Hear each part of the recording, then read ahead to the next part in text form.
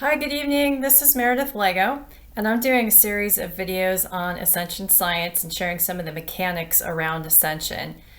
I'm right now sharing some content that I've channeled from a being called Ascended Master Hilarion, and today's video is going to touch upon some teachings that are very, very high level, but they get into the concept of choosing timelines. So let me first share the content that I received, and I'm going to unpack it the best I can based upon my understanding. He starts by saying, "We see all in the ever-present timeline of the fractal of consciousness. Believe in yourself, for you are loved unconditionally. There is no need to fear or shame any actions you take. They all serve a means to an end to learn that love is the means to any end. Being in the moment with no expression of emotion allows for immediate creation. When the body, emotions, and mental bodies are clear of lower energies, energies from source flow through in full force, creating at will in any moment. Timelines can be accessed more freely. A clear mind will access the timelines or the timeline that is optimal for the next learning journey." So this, again, is very, very high level, and I've done some previous videos on timelines, which I'll try and post in the comment section, or the description section rather. But he basically, again, is getting into the fact that when you are sort of free of trapped energy that's going on inside of your body, whether it's your physical body, your emotional, or your mental body. Again, and I think the last video I did, I talked about blockages that we can create. You have the ability to flow kind of source energy more freely through your field and your electromagnetic field. And what this is implying is that when you're in that sort of state, you have the ability to really access timelines more optimally. Now, oftentimes when we're going throughout our day, we're not necessarily considering, oh, I'm going to go on timeline A or timeline B. You're just kind of running through your day. But you actually do have a lot of control based upon the thoughts that you have, the emotional frequency that you're giving off. And again, if they do happen to be amplified more by energy, you're going to put a lot more power into your creation.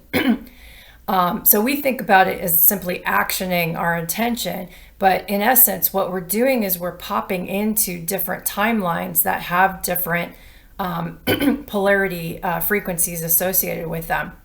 And so I actually put together a quick little sheet of paper because I thought this could be a good way of kind of explaining it. So basically, let's just say our 0 point is here in this box, point 1. These are boxes that I drew up, but imagine that they're almost like stills of a movie reel, if you will. So if you kind of think about a movie reel, there's sort of a still and then another still and then another still. And really at any point, we can be popping into any one of those stills, if you will, but we experience as linear time. So essentially, let's say now is a 0 point, it's my now time, and I have the ability to do a number of different things with the next now moment. And we think about it as taking an action, but actually what your consciousness is doing is essentially moving into a different space-time vector or point based upon the vibrational frequency and the intention that your consciousness and your body, if you will, your mental body, your emotional body, all of it's giving off in the moment. So it's really, while you think you're taking action, and very much you are, but you're also putting yourself into another vector of space-time at the same time, because every frequency sort of has a vector point. And so essentially you're going from here. Now you can, if you're kind of raising your vibrational frequency and putting yourself into a higher octave, if you will, you can experience, this next timeline. And again, you can continue down this timeline. Let's say it's like to A1, or you can essentially, with that choice, then continue going back down or go back up in terms of vibrational frequency, and your reality is going to match that. But again, in the 0 point, you can also be going, down in vibrational frequency, and from there, obviously, you have unlimited choices as well. So that's a really, really quick visual that explains it.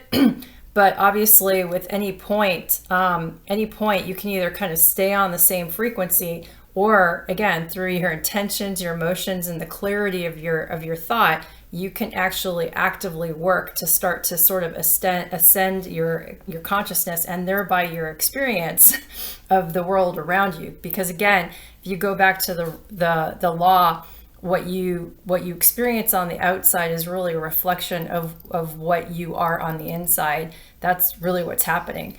So, the idea of having positive thinking, creating a vision and having very positive thinking about it, positive emotions, going through with that sort of intention behind your vibrations, I think is really important.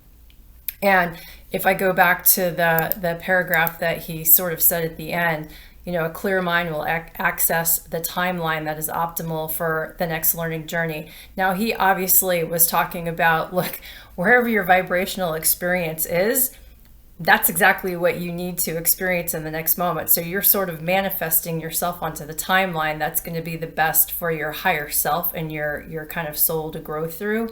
But at the same time, if you want to have a better, if you want to have the experience that you want to experience into the future, obviously put yourself, your mindset, and your sort of your vibes, if you will, into the state of thinking, of being almost as if you were experiencing the end vision that you want.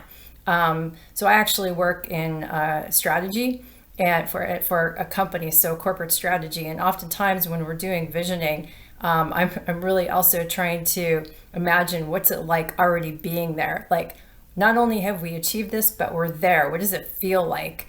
What would it be like to be in that situation? And I imagine that it already exists. I do the same thing with as much as possible with my personal life. And when it's already happened, when you feel that it's already happened, you're starting to kind of put yourself, again, if you kind of go back to these boxes, you're starting to put yourself, exactly in the sort of the next frame, if you will, of where you're wanting to go. Now, obviously, this in our reality has to be backed up by action, but that's essentially what's happening. Your consciousness is essentially shifting to the timeline where that action is occurring. So that's some of the mechanics that go behind it. But just wanted to share that quick little paragraph that was offered up on accessing timelines. So with that, I hope you have a great rest of your evening, and I'll continue sharing some more teachings in the future. Thanks very much.